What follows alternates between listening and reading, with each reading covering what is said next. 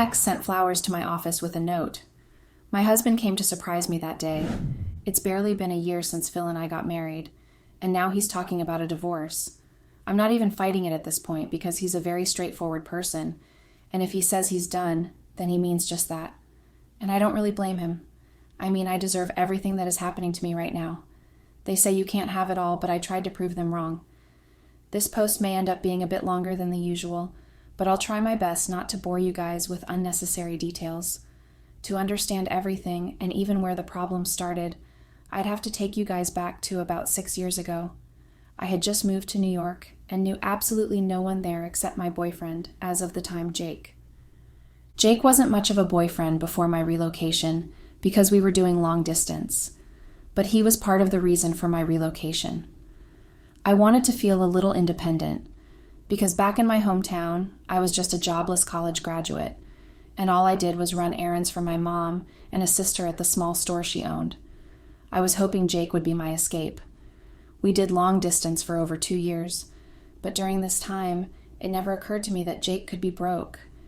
He always tried to send me money whenever I asked, and even sometimes when I didn't. But I noticed he didn't like me visiting. I would always pick up at-move fight with him whenever he tried to explain to me why I couldn't come. So when I finally saved enough money for a flight to New York, I told him I was coming anyway, and he could either house me or leave me homeless. I planned on finding a job, but I didn't even realize I'd have to look for one so quickly, because what he was earning was barely enough. At first I tried to manage. I didn't want him to feel like he wasn't doing enough or trying his best, because he actually was. At least rent was always paid, eventually, and he stocked groceries to the best of his ability. I, on the other hand, played the role of a typical housewife, and it made me feel useless. After some time, I figured I should start looking for that job I'd always wanted, but what I found was not my dream job, but a vacancy for a bar attendant. I wasn't left with a lot of choices, so I took it, but not even that coupled with Jake's 2 jobs was enough to settle all our needs without difficulty. Along the line, I met Phil. Funny, smart, stinking rich, and good-looking guy. More importantly, he picked interest in me. He didn't mind that I was serving drinks at some bar in town. In fact, after the first day we met and got talking, he started frequenting the bar more often. Sometimes he paid for me and not the drink, just so we could sit and talk during my work hours. And of course, no one would say a thing because he was one of our big customers. And before I knew it, I had fallen for him. But right now, I'm not sure if it's him I was drawn to, or just the way he unintentionally flaunted his money. As for Jake, he was still broke, and so was I. We always had very unnecessary fights about very unnecessary stuff, fights I knew we wouldn't be having if only we had money. Because imagine going out on our anniversary and having to purposely not order anything above $100, and that's both our orders combined. I was tired of living that kind of life and had to end it with him despite the fact that I loved him so much, I just couldn't. My family didn't even like him anyway, because he couldn't provide for me. My mom would get so mad whenever I called her for assistance of any kind. Once I saved enough to get a small apartment of my own, I broke up with him and left the house. Phil and I had already started a serious relationship, and I didn't want anything to go wrong. Phil made life seem so easy. He found me a real job when we were just still dating, and he never failed to shower me with gifts, and even send some over to my parents sometimes. One time he went all out and flew them in and booked a really Porsche hotel for them to stay in, just because I mentioned randomly that I missed them. On top of that, he was very free and, just likable. He wasn't always the best-looking man in the room, but he wasn't bad himself. His dad was fond of me, and so he acted very nicely towards me, always wanting me to come over for dinner, or just visit them randomly. His sisters weren't that bad either. I mean, at first his younger sister didn't like me because I was stealing her brother away from her, but eventually I won her over too. His elder sister was chill, but the only problem I had was with his mom, Kate. Kate just didn't like me, always saw me as some kind of gold digger out to harvest her son's riches from the roots. Lucky for her, I'm not that bad, and I actually like to work, especially after what I had to go through with Jake. But she had a problem with that too. She hated me, and she couldn't hide it. There was always this knowing look of disgust on her face when she saw me. You would think on a day as special as our wedding she would pretend to be nice. Nope, If anything, she wanted the whole day to go wrong for me, looking for ways to pit me and her son against each other. Until the very end, I kept wondering, how could anyone feel so much hatred for another person? Jake and I still kept in touch with each other. I couldn't bring myself to forget him, and neither could he. We never stopped liking each other. The separation was just as a result of circumstances surrounding us.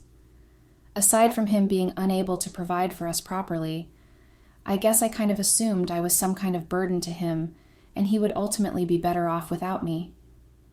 Fortunately, he didn't hate me even after I left him for Phil. He understood why I did what I did, or maybe he just couldn't get over me. I, on the other hand, enjoyed having him in my life. I just loved the spontaneous vibe that came with being around him. We texted, flirted, and did all sorts of stuff together. And for some reason, it didn't feel wrong at all. If anything, it felt so right. Our affair lasted as long as my marriage. Maybe even more because I never really left him. He found me after I moved out, and I couldn't resist him for long. About 2 weeks before everything spiraled out of control, Kate came visiting. The deal was she'd stay over for the weekend and then leave. But each time the due date came, she'd look for any excuse at all not to leave. Either she had a stomachache or a headache, just anything that could keep her in the house, but wasn't serious enough to land her in the hospital. Like I said, she never really liked me, and I guess you could say the feeling was mutual. Not to be disrespectful, but she pissed me off a lot. And don't get me wrong, I fairly loved my husband. I just can't say the same about his mom. And even while we were dating, she just had this notion that whomever her son ended up with should be the most perfect woman to have walked on earth. And for her, that meant she had to at least be the typical traditional wife who'd always cook and do chores and prioritize her family over her career. I get it that my family should come first, but she just asked too much of me, and the worst part is, she didn't exactly lead by example. She wasn't working, at least I was. She leached off her husband. At least I made my money. But despite the fact that she didn't have a job, she still didn't do the chores she kept scolding me about, because she had maids. Not one, and not two. All she did was order them around, but I guess because I was too busy to follow in her footsteps, she hated it, and me. Phil knew about the weird relationship dynamic between his mother and I, but I guess he just didn't want to have to choose between us both. And he couldn't bring himself to kick his mom out of the house, even when she had obviously overstayed her welcome because, well, it's his mom. I'm sure going against her will to marry me must have been a lot for him, too. I tried to be the understanding wife and not push too hard when she didn't want to leave. Besides, she wasn't exactly invading our space because it's not like Phil and I spent as much time as newlywed couples did anyway. However, she crossed the line that night when she insulted me in front of Monica and my goddaughter Stella. Monica and I had been friends for a really long time. She was my best friend and always looked out for me even during our teenage years. After high school, we went to different colleges and lost contact, but luckily, when I moved to New York, we miraculously found each other again and had been close ever since. She got married way before me, but unfortunately, she and her husband had a fight that subsequently led to their divorce. But they both had a little girl together, Stella. She used to be my goddaughter, but now that our mom and I aren't on good terms anymore, I don't know if that even still stands, and I really don't get what Monica's so pissed about. I mean, I may have lied to Phil that I was with her a couple of times, but is that enough reason to side with him? I mean, I'm the best friend here, am I not? Anyway, when Monica and her husband were still together, our two families used to have dinner together on Fridays. It became a tradition, and even though they split up, Phil and I insisted she and Stella keep having dinner with us. Monica was a better cook, so we, that is, she and I, agreed she would cook for every Friday dinner. The truth is, cooking had never been among my best qualities, and that's probably why I hated it. This time my mother-in-law was around because, well, I guess we couldn't just send her away for the night, for the 2 Friday nights actually. Monica got along with Phil's mother really fine and fast. They just kind of connected with each other, which surprised me, because I thought Kate would scold again that I kept a single mother as a friend, because she has a problem with everything. The first dinner we had together was fine, no fuss just yet. I guess she used that to take everything in, access the whole situation. I should have known she'd have something to say about Monica being in the kitchen while I lazied around. but I thought at least she'd have the decency to watch her tongue while the visitors were still around. The next time Monica and her daughter came over, it was like she and Kate were already best of friends. If one saw Kate for the first time then, they couldn't begin to imagine what kind of woman the wench really was, and the whole thing made me kind of jealous. I had tried for over a year to get Kate to like me, all to no avail, but Monica did it effortlessly. I played with my goddaughter in the guest room while Monica and Kate chatted and cooked in the kitchen. When she was done and set the table, we all came down to eat. For the first time since she visited, Phil's mother wasn't frowning or complaining about food that wasn't cooked by her. Even the first time she ate Monica's food, she said it was too spicy, when it actually wasn't. Maybe she was just testing Monica's patience, I don't know. Monica handled it wisely, though. As we finished our meal, we all thanked Monica for the food. That's when Kate decided to mention that I was too busy playing around while the real woman was in the kitchen making food for the family, as it should be. I tried to ignore her that once, and my husband didn't say anything either. He was probably on her side. After dinner, she became much more interested in Monica and her daughter Stella, asking about her ex, and when their divorce would be finalized, she couldn't hide the fact that she wished it was Monica who married her son and not me, and if I didn't know Monica well enough, I would have feared she'd steal my marriage away. In the middle of nowhere, Phil's mother said that had I been woman enough to bear her son a child, her granddaughter would have been around the same age as Stella. First off, that's not even logical since Monica got married way before me, but what does she know? This time I wasn't having it. That was our private life, and it was a mutual decision we made not to have kids until we were at least 5 years into our marriage, because I was still building my career, and he was being supportive at the time. Like I said, he even got me that job because he was well connected.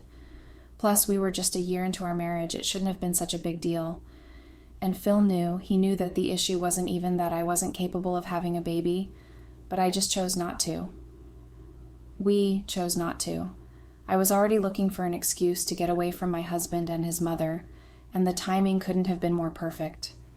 I didn't have any kids to think of anyway, so I just went into our bedroom, took my car keys, and left the house. On my way, I contemplated texting Jake and telling him I was coming over. I knew he would be so happy because he'd been begging me to visit his new apartment since, forever after he got a new job, a better one this time. But I never really got the time, and I didn't want to risk sleeping over at his and getting caught. But this time, there was nothing else in my head. I just wanted to leave that house and be with someone who really valued me and didn't have a mother who hated me more than she loved her son. The thing with Jake was never so serious. I mean, after we broke up, I obviously couldn't give him my all anymore. I had a new boyfriend who could take good care of me and all, but like I said, we couldn't just leave each other, so we did stuff together, mostly just flirting and sexting, and maybe a few times over the months. We may have physically gone past that, but sometimes I stopped him midway. It didn't feel wrong whenever it was through our phones, but in person I was always cautious and scared. Phil knew a lot of people. My thoughts were, what if an associate of his sees us or something, or I don't know, but I was just scared. But not this time. I was pissed off, and not just by the things Kate said that night. It's something I had been holding for a while. In fact, since she came to the house, I couldn't stand her. Or maybe I was just looking for an excuse to run into Jake's arms. I don't know. Whatever it is, it ruined my marriage. I used the address Jake texted me a while back, and just as I expected, he was so happy when he saw me. At first, he looked more surprised than happy, but it eventually settled in. For the first time since I got married, I didn't feel guilty about being with him and getting sexual with him, and for the first time since I met Phil, we had proper sex. No doubts, no guilt, no fear, just me and him in each other's arms, with no care in the world. I completely forgot about Phil and his mom and the shit she pulled off that night. I didn't go home that weekend. In fact, I not only didn't go home, but I also ignored all texts and calls from home. From Phil, my parents, even Monica. Phil had realized his mistake and that he should have stood up for me. But it was a bit too late. He didn't do the needful when he should have, and now I'd found comfort in another man's arms. That was the price he was paying for failing to protect me, or at least that's what I told myself at the time. The weekend with my ex was wonderful. We spent enough time together and had as much sex as our bodies could take us, but it was a bit too short. The weekend, I mean. And by the end of it, I started feeling a bit guilty again. Maybe it was the fact that a new week was starting and I was going to be reminded of where I ought to be. Plus, I couldn't just skip work. I told Jake I was going back home after work and that we shouldn't have done all we did. It was my mistake. He tried to convince me to stay, but I walked out on him again, just like I did about a year prior. But even my eyes teared up as I did that.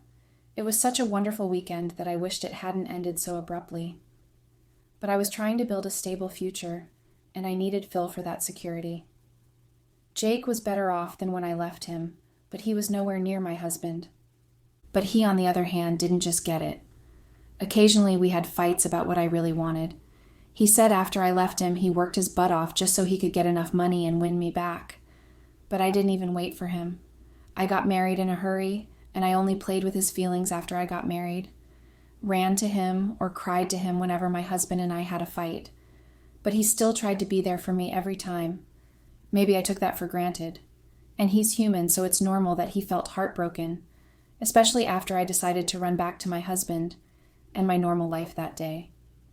I know his gesture was meant to be that of love, not to cause any rift in my marriage, but it did just that. It was like the universe planned it. Of all days, of all times, it just had to be that day and time. When I went to the office, I couldn't focus. I just couldn't stop thinking about the men in my life and what exactly I was doing with my life. But the thoughts of the good time I spent with Jake couldn't stop lingering in my mind. He was such a sweet soul, and I enjoyed every bit of my stay. I enjoyed the random back hugs, the random kisses, and most especially the sex. It felt like just what I needed to relieve myself of all the stress from the previous week. I thought of his sad face when I was leaving him too, and how much I would have wanted to stay with him, but couldn't, as if he was reading my mind. The receptionist told me I had gotten a package. At first, when I saw the beautiful bouquet of flowers, I thought it was from Phil. I was so excited I took it to my desk and took out the note in it. But before I could read it, I felt a pair of hands over my eyes and everything went dark. The hands didn't last, however, because as he read the note in my hand, Phil lost it. When my vision became clear again, Phil had stormed out of the place, and the larger bouquet he brought me had been smashed on the floor. I was confused at first because I didn't see what could make him so angry. All my coworkers were staring and some even whispering to themselves. I had no idea what they were saying. That's when I turned to the note still in my hands. It read, "I can still smell you on my sheets, and I wish you were here instead of in that cold house. I hope you don't mind that I'm sending this to your workplace, but I just couldn't hold it in any longer. You deserve better than a man who doesn't cherish you and lets others mock you. If you ever need me again, I'll be waiting right here. Jake." For a moment, my brain froze. I thought, this can't be happening. I left work early that day and went straight to Jake's house. The bright smile he had on his face quickly turned into a frown when I slapped him hard and accused him of wanting to ruin my marriage just because I was living a better life than him. I said a lot of hurtful things out of anger, but the ones I remember clearly are that he would always be that poor guy who lived in the equivalent of a slum. And no girl would want to be with a guy like him. He was speechless, didn't even try to say anything, and I didn't wait to hear either. I slammed the door at him and drove home in tears.